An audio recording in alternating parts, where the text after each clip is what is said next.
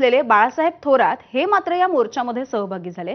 त्यामुळे बिहार निवडणुकांच्या पार्श्वभूमीवरती काँग्रेसनं दोन्ही दगडांवरती पाय ठेवलाय का अशी चर्चा होती आहे। महाराष्ट्राचे विद्यमान प्रदेशाध्यक्ष हर्षवर्धन सपकाळ गैरहजर, महाराष्ट्राचे माजी प्रदेशाध्यक्ष नाना पटोले गैरहजर, काँग्रेसच्या मुंबई अध्यक्ष वर्षा गायकवाड गैरहजर। मविया आणि मनसेच्या वतीनं मुंबईत काढण्यात आलेल्या सत्याच्या मोर्चात हजर राहिलेल्या काँग्रेस नेत्यांपेक्षा गैरहजर नेत्यांची यादीच नजरेत भरणारी ठरली। म्हटलं तर काँग्रेसनं या मोर्चात सहभाग घेतला, म्हटलं तर मोर्चातून काढता पाय घेतला।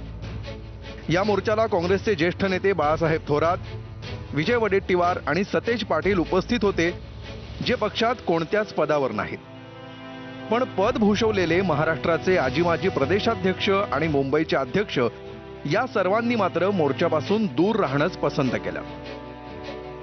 मोर्चाला आलेल्या नेत्यांना न आलेल्या नेत्यांविषयी बोलताना चांगलीच कसरत करावी लागत होती।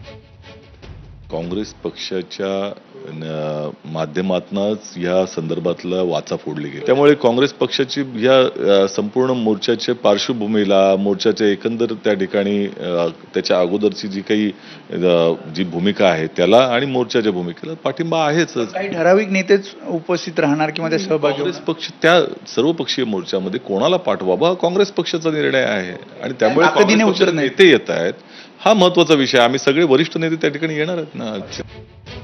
विशेष म्हणजे मोर्चाच्या आदल्या दिवशी मुंबईत असणारे काँग्रेसचे प्रदेशाध्यक्ष हर्षवर्धन सपकाळ वैयक्तिक कारण सांगून या मोर्चापासून दूर राहिले। मवियानं निवडणूक आयोगाच्या कार्यालयावर काढलेल्या मोर्चावेळी देखील ते दिल्लीतील पूर्वनियोजित बैठकीला निघून गेले होते।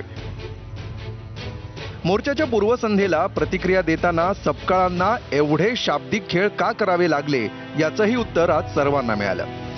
जो निघत असणारा मोर्चा आहे हा सर्वपक्षीय आहे आणि या संपूर्ण मतचोरीचा जो मुद्दा आहे हा राहुल गांधींनी उपस्थित केल्यानंतर आता त्या स्वरूपामध्ये विधानसभा आणि गाव पातळीवरील लोक तशाच पद्धतीनं त्याचा पर्दाफाश करत असताना या राहुलजींनी सुरू केलेल्या लढाईत स्वाभाविक स्वरूपात आम्ही या विषयाशी निगडीत आहोत आणि या संपूर्ण प्रक्रियेला मध्ये आम्ही सहभागी आहोत। तर काँग्रेसमध्ये हा सावळा गोंधळ सुरू असताना व्यासपीठावरून पवार आणि ठाकरे मात्र संयुक्त महाराष्ट्र चळवळीतील विरोधकांच्या एकीच्या आठवणी सांगत होते। संयुक्त महाराष्ट्रात असे वर्ष निघाले आणि त्यानंतर आज तुम्ही सगळ्यांनी जी जबरदस्त एकजूट दाखवली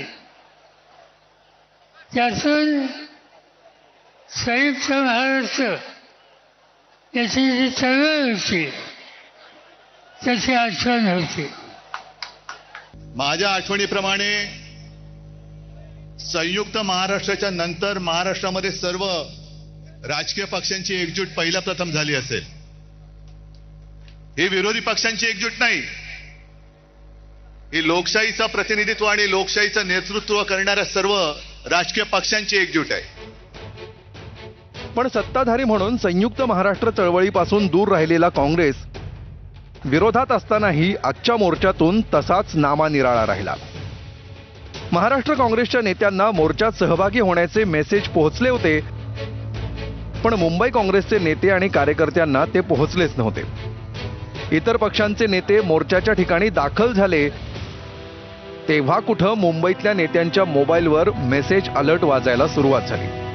त्यामुळे मुंबईतले अनेक कार्यकर्ते मोर्चात सहभागी होऊ शकले नाहीत। आता हे निरोप चुकून उशिरा पोहोचले की जाणीवपूर्वक याची देखील चांगलीच चर्चा रंगली।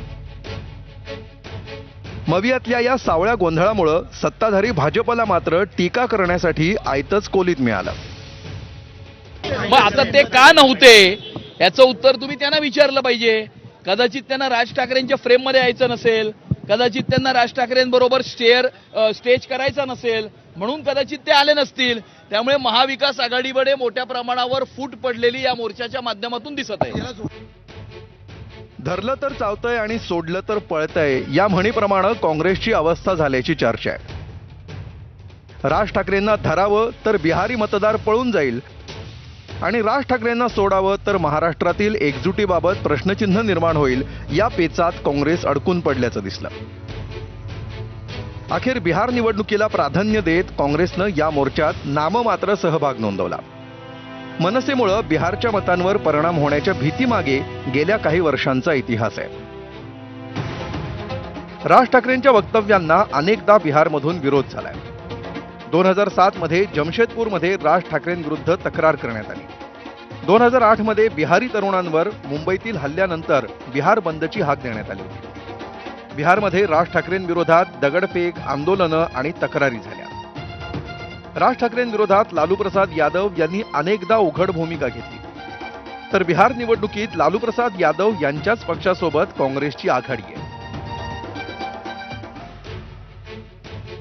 वास्तविक मतदार यादीतल्या घोळाचा मुद्दा सर्वप्रथम चव्हाट्यावर आणला तो राहुल गांधींनी. त्याच मुद्द्यावर निघालेल्या मोर्चात हिरिरीनं सहभागी होऊन रान उठवण्याची मोठी संधी असतानाही काँग्रेसनं हात आखडता घेतला. उद्धव ठाकरेंनी भाषणाच्या शेवटी सर्वांना एकीची वज्रमूठ आवळण्याचं आवाहन केलं.